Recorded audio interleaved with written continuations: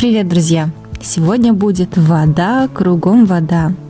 Когда впервые услышала о каверзинских водопадах, как-то скептически отнеслась к ним. Ну что же может быть особенного, они ведь так близко расположены к Краснодару.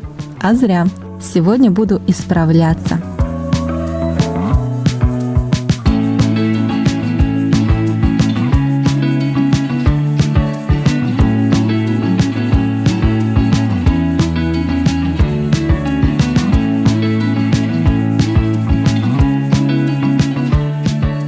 Когда съедете с трассы Дон, можно найти бесплатную парковку. Но тогда нужно будет добавить еще 2 километра пути. В основном оставляют машину возле озерца, где установлены домики для отдыха. Стоянка будет платной – 200 рублей.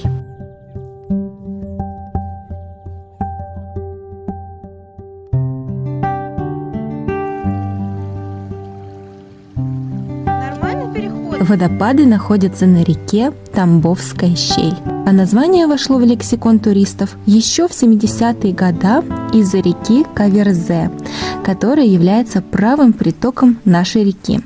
Само название Каверзе вроде как будто слышится от слова «каверзный», но это не так. Как объясняет Ковешников, географ и исследователь в области топонимики, река имеет еще 2 названия – это Кобза и Хуарзе. Кобза от адыгского «кабанья река». Хуарзе переводится как «лебедь». Видимо, из-за того, что она быстрая и образует белые бурлящие потоки, такие же прекрасные, как белая птица-лебедь.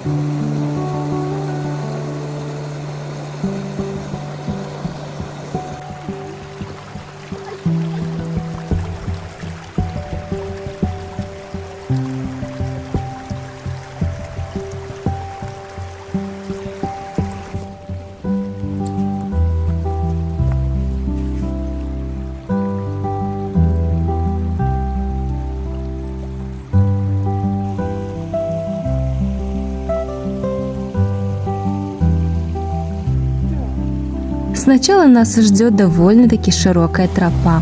Идем долиной Тамбовской щели. Постепенно горы смыкаются, мы оказываемся в живописном ущелье. На пути встречаются места для кемпинга. Множество водных преград, перебегаем то на один берег, то на другой. Часто встречаются поваленные деревья. Попадаются представители кавказской пихты, тиса ягодного. Последний, кстати, может жить до 4000 лет. Вокруг мхи и папоротники, лианы и еще какие-то вечно зеленые растения. Мы как будто попали в доисторическую планету. Вот-вот выйдет на нас какой-нибудь древний ящер.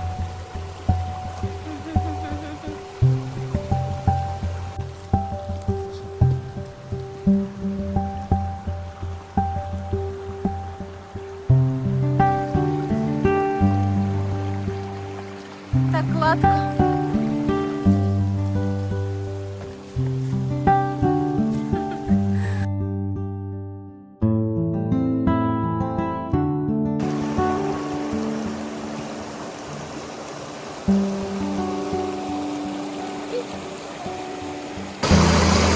Что говорит? Переводчик у тебя там, да? С Жабьева? Повстречалась нам жабка. Сидит довольно-таки смирно, в руках ей тепло. От начала пути 3,5 километра, и перед нами водопад Малый Каверзинский, его высота 4 метра. Если пройти чуть дальше, выше, будет уютное место для отдыха. Еще один водопад. Мы сильно не задерживаемся, идем дальше. До Большого Каверзинского 800 метров. Тропа усложняется.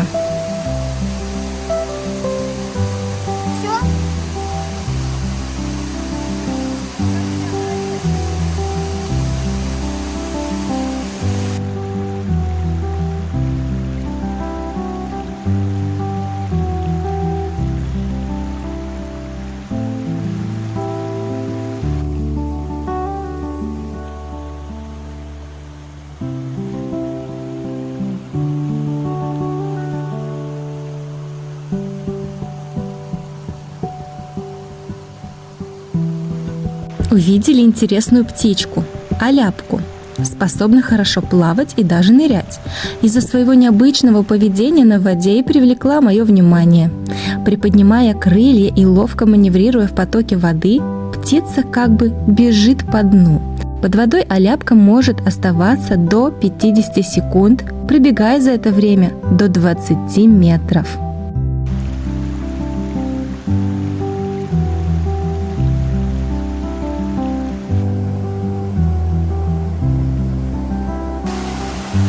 Куда я быстро занырну там, пока людей нет?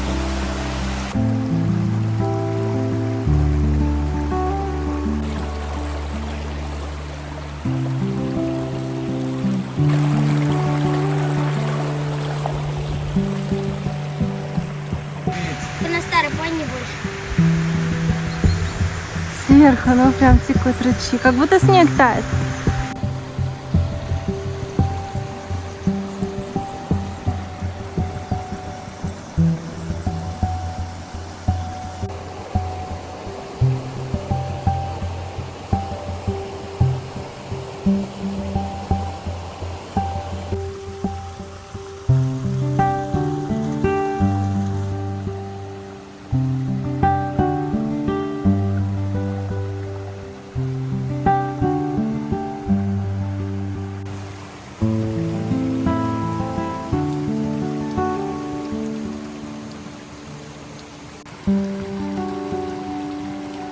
Потрясающий грот.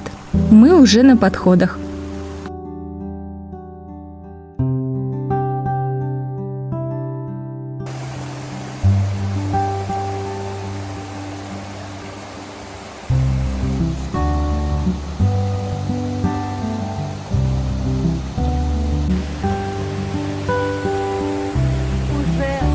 А вот и он, Большой Каверзинский водопад. Высота каскада составляет от 9,5 до 10,5 метров в зависимости от уровня воды. Я пересмотрела множество фотографий в интернете. Наиболее полноводен водопад в марте.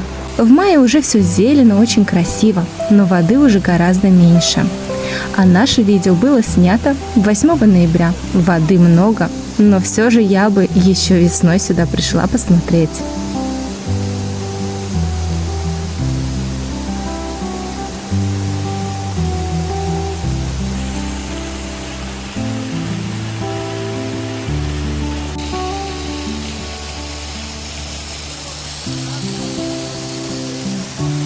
Мы взбираемся по лестнице.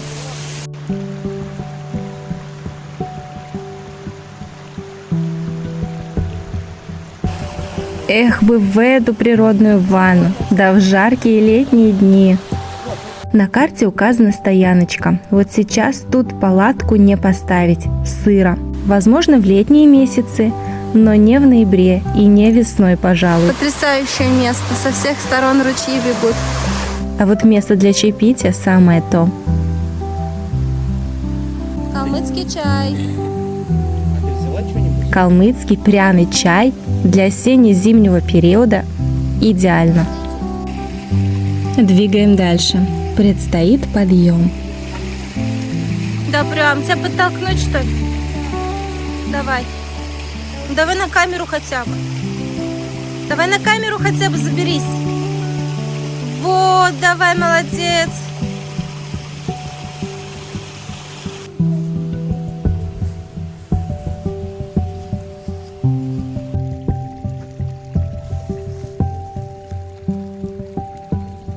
Это вот тот ручеек течет. маленький. Да, совсем ребеночка.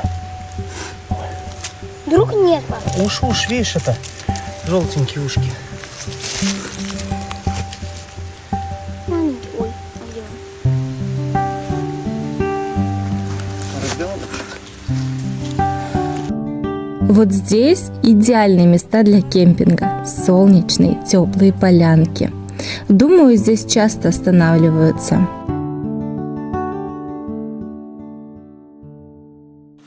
Вертикальная щель, как трещина в скале, по дну постоянно течет ручей. Это вход в пещеру университетскую. Ее открыли студенты Кубанского государственного университета в 70-е годы прошлого века, за что получили зачет по краеведению. Как пишут специалисты, вглубь пройти можно всего лишь на несколько метров. Дальше она сильно сужается.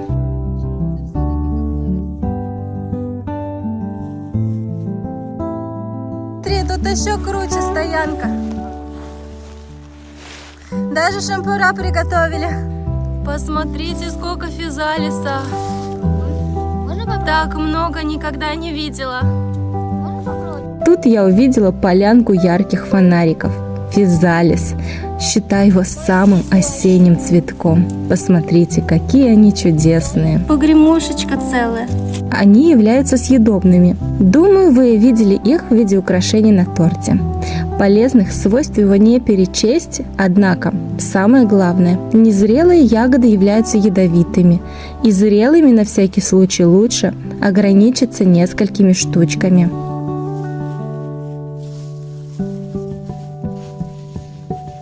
Дальше идет вполне натоптанная тропа, а потом вдруг пропадает. Мы спускаемся, идем вдоль пересохшего ручья. На карте написано «без тропы», ее действительно как будто нет. Мы прошли немножко дальше, чем нужно. В общем, ваша цель здесь подняться вверх по склону и выйти на старую дорогу. Она широкая, ее будет сразу видно. Вышли на нормальную дорогу. Широкую. Солнечный буковый лес. Встречается яркая осина. Дубль 1.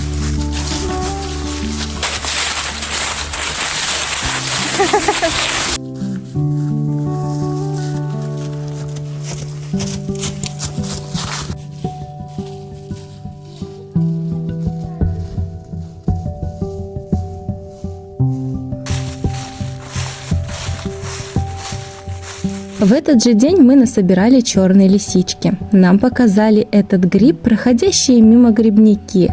Они очень невзрачные и неприметные. Они даже не похожи на съедобные свежие грибы. Ну правда, посмотрите, как будто высохли.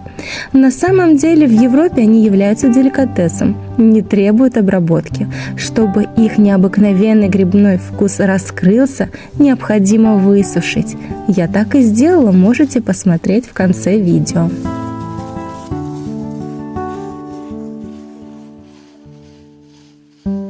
Мы вышли на нашу реку, Тамбовская щель, в районе кемпингов.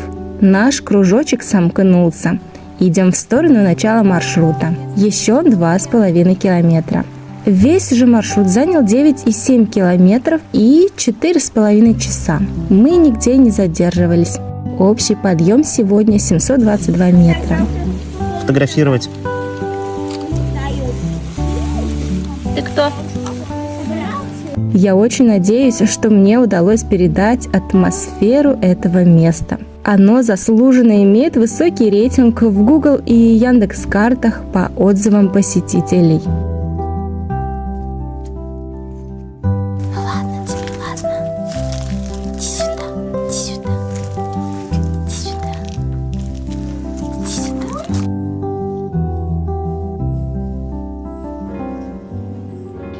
Итак, черные лисички. Официальное название вороночник рожковидный. Полые. Углубление шляпки переходит в ножку. Пластинок нет. Нижняя часть серовато-бурая или сизого цвета. Растет скрученными группами. Как я уже сказала, деликатес. Хорошо сушится, это правда. Высох у меня на кухне. Часть я пыталась высушить с помощью духовки, но это лишнее. Она не нужна. Вкус при сушке усиливается. Добавляется при приготовлении блюд, особенно прекрасен в соусах.